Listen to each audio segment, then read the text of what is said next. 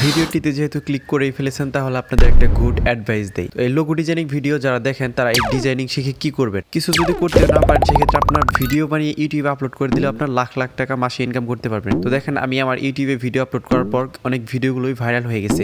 তো এরকমভাবে আপনাদের ভিডিও একসময় ভাইরাল হয়ে যাবে, আপনার লাখ লাখ টাকা ইনকাম করতে পারবেন। তো দেখেন আমি আজকের যে ডিজাইনটি দেখাবো সেই ডিজাইনটি আমি ভিডিও আপলোড করে দিয়েছিলাম আমার চ্যানেলে অনেক দিন আগে, কিন্তু সেটা ভাইরাল হয়েছে কিছুদিন যাবত। তো আমি ভিডিওটা দেখাচ্ছি। তো এই ধরনের ডিজাইন যদি আপনারা একটা ইউটিউব চ্যানেল ক্রিয়েট করে সেখানে আপলোড করে দেন তাহলে দেখবেন যে এক সময় আপনি সফলতা অর্জন করতে পারবেন। তো দেখেন এই ভিডিওটা 25K ভিউ হয়েছে। তো এই ধরনের ডিজাইনই আমি আরেকটা দেখাবো। তো প্রথমে Pixellab অ্যাপসটি গুগল প্লে স্টোর থেকে ইনস্টল করে নেবেন। ইনস্টল করার পর ওপেন করে নেবেন। তারপর এরকম আসতে পারে, তারপর ক্যান্সেলে ক্লিক করে এই লেখাটিকে ডিলিট করে দিতে হবে। যারা অ্যাকচুয়ালি ভিডিওগুলো দেখেন কোনো একটা আশায় বা কোনো একটা উদ্দেশ্য নিয়ে, তারা ভিডিওটা মনোযোগ সহকারে দেখবেন। আমি বলে দিলাম যে আপনারা যদি ভিডিও বানিয়ে ইউটিউবে আপলোড করে থাকেন সেক্ষেত্রে আপনি একদিন সফলতা অর্জন করতে পারবেন ইনশাল্লাহ। তো সেজন্য ভিউয়ার্স ভিডিও দেখার সময় মনোযোগ সহকারে দেখবেন এবং কি ফুললি শেখার চেষ্টা করবেন যে কিভাবে আপনি ডিজাইনটা করতে পারেন। মনোযোগ সহকারে ভিডিও দেখে শেখার চেষ্টা করলে অবশ্যই আপনি শিখতে পারবেন এবং কি একদিন সফলতা অর্জন করতে পারবেনই, এটা আমার বিশ্বাস। তো এখন হচ্ছে যে আমি যেই ডিজাইনটা করবো সেটার জন্য এরকমভাবে দুইটা শেপ নিয়ে নেবেন বা একটা শেপ নেওয়ার পর এটা কপি করে নেবেন। তো এটাকে মাঝ বরাবর বসানোর জন্য জাস্ট হচ্ছে যেটা মাঝ বরাবর বসানো সেটাকে সিলেক্ট করার পর রিলেটিভ পজিশনে গিয়ে এখান থেকে দুইটা মাঝখান বরাবর অপশনে চাপ দিয়ে দিবেন। তো এটাকে সিলেক্ট করার পর একই রিলেটিভ পজিশনে যাওয়ার পর এখান থেকে মাঝ বরাবর অপশনে চাপ দিয়ে দিবেন। তো দেখেন এটা কিন্তু মাঝ বরাবর বসে গেছে। এখন যে কালো বর্ডারটি দেখতে পাচ্ছেন সেইটুকু রাখার জন্য দুইটা পিকচারকে একটা পিকচারে পরিণত করতে হবে, অর্থাৎ মার্জ করতে হবে। তো দেখেন একটা পিকচার হয়ে গেছে। এখন ইরেজ কালারে চলে যেতে হবে। এখান থেকে এটা চালু করার পর টলারেন্স বাড়িয়ে দেবেন। দেখেন সাদা কালারটুকু ইরেজ হয়ে গেছে। তো চাইলে আপনি এটাকে ছোটো বড়ো করতে পারেন। এটাকে কপি করার পর ভিউয়ার্স এটাকে মাঝ বরাবর বসানোর জন্য আবার রিলেটিভ পজিশনে গিয়ে সেখান থেকে মাঝ বরাবর বসিয়ে দিবেন। এটাকে বাঁকানোর জন্য আমরা রোটেটে চলে যাব। রোটেটের থেকে আমরা 45 ডিগ্রি অ্যাঙ্গেলে এটাকে বাঁকিয়ে দেবো। ঠিক আছে ভিউয়ার্স, 45 ডিগ্রি, জাস্ট 45 ডিগ্রি। ঠিক আছে, এখন কিন্তু পারফেক্টলি বাঁকা হয়ে গেছে। তো এটাকে সুন্দরভাবে ডিজাইন দেওয়ার জন্য ভিউয়ার্স আপনার কিছু টেকনিক অবলম্বন করতে হবে। তো কীভাবে সেই টেকনিকগুলো করবেন আমি দেখাচ্ছি। এটার কপি করার পর এটা কালার দিয়ে দিবেন হোয়াইট কালার। তো এখান থেকে হচ্ছে হোয়াইট কালারটি আপনার সিলেক্ট করতে হবে। তো দেখেন এই যে হোয়াইট কালার, এটাকে একটু বোল্ড করার জন্য অর্থাৎ আপনার একটু স্পেস বের করার জন্য এটাকে স্ট্রোক দিতে হবে, অর্থাৎ এটাকে একটু মোটা করতে হবে। সেজন্য স্ট্রোক অপশনে যাওয়ার পর এটা কিন্তু অটোমেটিকলি সাদা কালার সিলেক্ট করা থাকে, হোয়াইট কালার। সেখান থেকে স্ট্রোক হোয়াইটটা আমি 6 দিয়ে দিলাম। ঠিক আছে, একটু মোটা করে দিলাম। অর্থাৎ এটা হচ্ছে যখন আমি এখান থেকে মাঝ বরাবর বসানোর পর একটার থেকে আর একটা কালার ইরেজ করবো সেই ক্ষেত্রে আমার এটা একটা শেপ বের হবে। ঠিক আছে, কি বলছি? তো এখন হচ্ছে যে আরেকটা শেপ নেওয়ার পর আমরা যেহেতু একটা শেপ বের করব সেই ক্ষেত্রে আমার সম্পূর্ণটুকু তো রাখা যাবে না। এজন্য যেইটুকু অংশ আমি ক্রপ করতে চাই, অর্থাৎ আমি যে নিচের যে শেপটা দেখতে পাচ্ছেন কালো শেপ, সেই কালো শেপের সাথে এই সাদা যে অংশটুকু দেখতে পাচ্ছেন অর্থাৎ ওইটুকু অংশ আমি ক্রপ করে নিব। আর যেইটুকু ঢেকে দিলাম সেইটুকু অংশ কিন্তু আমি ক্রপ করব না, বিধায় কিন্তু সেইটুকু আমি ঢেকে দিচ্ছি। অর্থাৎ এই যে এতটুকু অংশ দেখেন, ভালোভাবে ফলো করেন আমি কতটুকু অংশ ঢেকে দিলাম।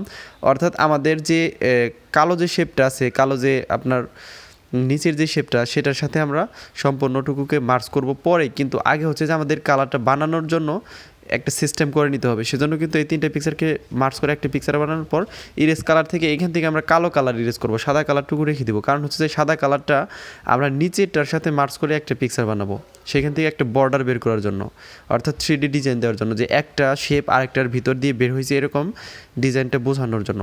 আর ইন্ট্রোতে ভিউয়ার্স দেখছেনই আমি কীভাবে ডিজাইনটা করছিলাম, একদম হুবহু সেই ডিজাইনটা আমি এখন দেখাবো যে কীভাবে করবেন। এখন হচ্ছে সাদা কালারটা ইরেজ করব। তো দেখেন এই যে আপনার যে বর্ডারটা বের হয়েছে অর্থাৎ শেপটা বের হয়েছে, এরকম ডিজাইন করার জন্য কিন্তু এতটুকু কাজ করতে হলো। এখন হচ্ছে এটাকে কপি করবেন। এটাকে কপি করার পর এটার কালার হোয়াইট দিয়ে দিবেন। কারণ হচ্ছে যে আমরা একটা শেপের থেকে ইরেজ কালার করছি, এখন দ্বিতীয়টার থেকে তো আবার এরকম করতে হবে। অর্থাৎ আমরা প্রথমে নিচেরটা থেকে করলাম, এখন উপরেরটা থেকে কালারটা একইভাবে ইরেজ করতে হবে। এজন্য হচ্ছে এটাকে স্ট্রোক দিয়ে দিতে হবে। যেহেতু প্রথমে আমরা 6 নিছিলাম, এটার মধ্যেও কিন্তু 6 নিতে হবে। কম নিলে কিন্তু ভিউয়ার্স ছোটো বড়ো হবে, তখন কিন্তু আপনার ডিজাইনটা ভালো দেখা যাবে না। এখন হচ্ছে এটাকেও রিলেটিভ পজিশন থেকে এটাকে মাঝ বরাবর বসানোর পর দেখেন এটার কিন্তু সাইডের অংশটুকু ঢেকে দিতে হবে। অর্থাৎ যেটুকু অংশ আমরা ক্রপ করছি সেইটুকু অংশ তো আর আমরা ইরেজ করবো না। ঠিক আছে, যেটুকু ইরেজ করছি সেটুকু তো থাকবেই। তো সেইটুকু রাখার জন্য অর্থাৎ আরও একটা কালো শেপ নিয়ে সেইটুকু অংশ আমরা ঢেকে দিব। ঢেকে দেওয়ার কারণ হচ্ছে যে আমরা যে প্রথমে ইরেজ করবো সেটা হচ্ছে কালো কালার, অর্থাৎ এই পাশের যে বর্ডারটা অর্থাৎ এই পাশের যে দাগটা আছে সেটা আমরা ইরেজ করে নেব। সেজন্য কালো কালার দিয়ে কিন্তু আমরা ঢেকে দিলাম। অর্থাৎ আমরা এই বৃত্তের এই সাথে চতুর্ভুজের সাথে কালো কালারটা মার্চ করে প্রথমে ইরেজ করে নিব, তারপর হচ্ছে সাদা কালারটা আমরা মেইন লেয়ারের সাথে মার্চ করে সেখান থেকে কালারটা ইরেজ করে নেব। ভিউয়ার্স আমি কিন্তু প্রথমে দেখাইছি, একইভাবে কিন্তু আমি দ্বিতীয়বার দেখাইতেছি। ভিডিওটা মনোযোগ সহকারে না দেখলে কিন্তু আপনার মাথায় কিছুই ঢুকবে না, সেই জন্য বলতেছি ভিউয়ার্স ভিডিওটা দেখার সময় অনেক মনোযোগ সহকারে দেখবেন, কারণ হচ্ছে ডিজাইন হচ্ছে অনেক ধৈর্যের কাজ এবং কি অনেক মাথা খাটাতে হয়। একটা আইডিয়া বের করতে একটা সৃজনশীলতা না থাকলে কিন্তু আপনি ডিজাইনটা পারবেন না। তো এই জন্য আপনার আইডিয়া যদি না থাকে সেই ক্ষেত্রে এই ভিডিও দেখে আপনি আইডিয়া নিতে পারেন এবং কি মনোযোগ সহকারে ভিডিওটা দেখেন। তো দেখেন এখন যে সাদা শেপটুকু দেখতে পাচ্ছেন সেটুকু এখন মেইন লেয়ারের সাথে আমাদের মার্চ করতে হবে, অর্থাৎ ভালো যে শেপটা আছে সেটার সাথে আবার মার্চ করে একটি পিকচার বানাতে হবে। এখন কিন্তু আমাদের সাদা কালারটা ইরেজ করলে আমাদের শেপটা সুন্দরভাবে হয়ে যাবে। তো আমি দেখাচ্ছি, এই ম্যাজিকটা এখনই দেখতে পারবেন। তো দেখেন কত সুন্দর একটা ম্যাজিক। তো মনে হচ্ছে যে একটা শেপ আরেকটার ভিতর দিয়ে বের হয়েছে। ঠিক আছে ভিউয়ার্স, অনেক সুন্দর একটা ডিজাইন। তো এখন হচ্ছে যে এগুলোকে কালার দেওয়ার জন্য জাস্ট হচ্ছে কালার অপশনে যাবেন, এখান থেকে আমি গ্রেডিয়েন্টের থেকে একটা কালার দিয়ে দিতেছি, আপনারাও গ্রেডিয়েন্টের থেকে কালার দিয়ে দিতে পারবেন। ঠিক আছে, তো আমি গ্রেডিয়েন্টের থেকে এই ধরনের কালার দিয়ে দিলাম এবং কি কালো যে শেপটা দেখতে পাচ্ছেন সেটার কালারও দিতে হবে, এই জন্য আমি এটাকে সিলেক্ট করলাম। তারপর হচ্ছে কালার অপশন থেকে জাস্ট হচ্ছে রেড কালারটা দিয়ে দিই, রেড কালারটা অনেক সুন্দর দেখা যায়। এখন দুইটাকে মার্চ করে একটি পিকচার বানাবো, কারণ হচ্ছে যে এটা যে কোনো সময় নাড়াচাড়া লেগে নষ্ট হয়ে যেতে পারে, সেজন্য কিন্তু ভিউয়ার। তো এটাকে 3D ডিজাইন দিতে হবে, তার আগে আমাদের একটা লেখা অ্যাড করতে হবে। আমি জাস্ট হচ্ছে একটা ডেমো নেম ডিজাইন করে দেখাচ্ছি, আপনারা আপনাদের নেম বা আপনাদের ইউটিউব চ্যানেলের নেম বা অন্য আপনার কোনো ফ্রেন্ড সার্কেলের ইউটিউব চ্যানেল বা ফেসবুক প্রোফাইল, আপনি যে কোনো ধরনের ডিজাইন এখানে ব্যবহার করতে পারবেন। এটা জাস্ট হচ্ছে একটা লোগো, আর লোগো হচ্ছে আপনার একটা ব্র্যান্ড বা আপনার একটা পরিচিতি। ঠিক আছে, তো সেই ক্ষেত্রে আপনার পরিচিতি পাওয়ার জন্য আপনি এ ধরনের সুন্দর সুন্দর লোগো ডিজাইন করতে পারেন। এখানে আমি পি লিখলাম, এটা টেক্সটের সাইজে থেকে একটু বড় করে নিব। আমি এখানে লিখবো PH। আপনাদের বললামই তো ভিউয়ার্স, আপনাদের যেই নামটা পছন্দ হবে সেই নামটা আপনি ডিজাইন করতে পারেন। এখান থেকে ফন্ট দিতে হবে।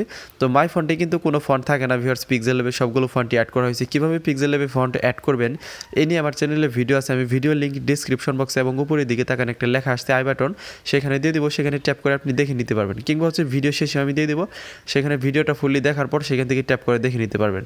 তো এটাকে আমি কপি করে এইচ লিখে নিলাম। এখন হচ্ছে যে এইচের থেকে একটা শেপ বের করার জন্য পিটাকে কপি করব, তারপর হচ্ছে এইচের কালার দিয়ে দেবো ব্ল্যাক, কারণ হচ্ছে আমরা সাদা কালারটা কিন্তু ইরেজ করবো ভিউয়ার্স। বারবার বলতেছি যে এইচের থেকে আমরা কালারটা ইরেজ করব, এই জন্য পির কালারটা থাকবে সাদা কালার, আর পির কালারটা তো সাদা কালার থাকবে এবং পির মধ্যে হচ্ছে একটা স্ট্রোক দিতে হবে। ঠিক আছে ভিউয়ার্স, কী বলছি, স্ট্রোক দেওয়ার কারণ হচ্ছে যে এইচের থেকে একটা শেপ বের করবো, যাতে পি যে এইচের সাথে লাগানো আছে সেখানে যাতে একটা স্পেস থাকে ভিউয়ার্স। এই স্পেসটা বের করার জন্য আপনার হচ্ছে এখান থেকে স্ট্রোকটা দিতে হবে। স্ট্রোকটা কালো কালার থাকলে কিন্তু হবে না ভিউয়ার্স, সাদা কালার দিতে হবে, কারণ হচ্ছে পির সাথে যাতে কালারটা ম্যাচিং হয়ে যায়। আমরা কালার ইরেজ করার সময় কিন্তু ভিউয়ার্স বারবার লক্ষ্য করি যে সাদা কালারটা অটোমেটিক ইরেজ হয়, সেই ক্ষেত্রে আপনার পির আমি স্ট্রোকটা 6-এর কাছাকাছি রেখে দিলাম।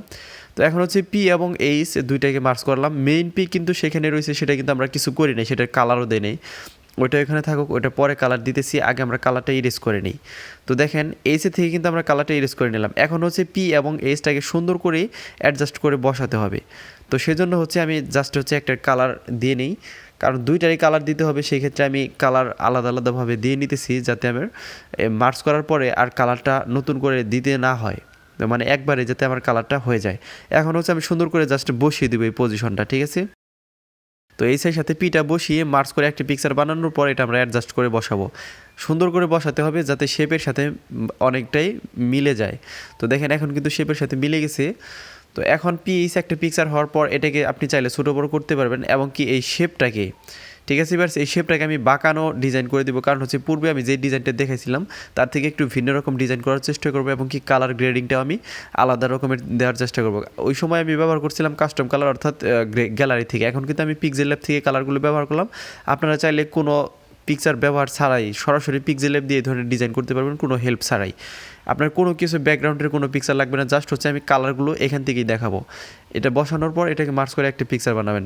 এখন দেখেন এটাকে 3D ডিজাইন দিলে আপনার লুকসটা যে আসবে তখনই বুঝতে পারবেন এটা কতটা প্রফেশনাল একটা ডিজাইন হয়ে গেছে।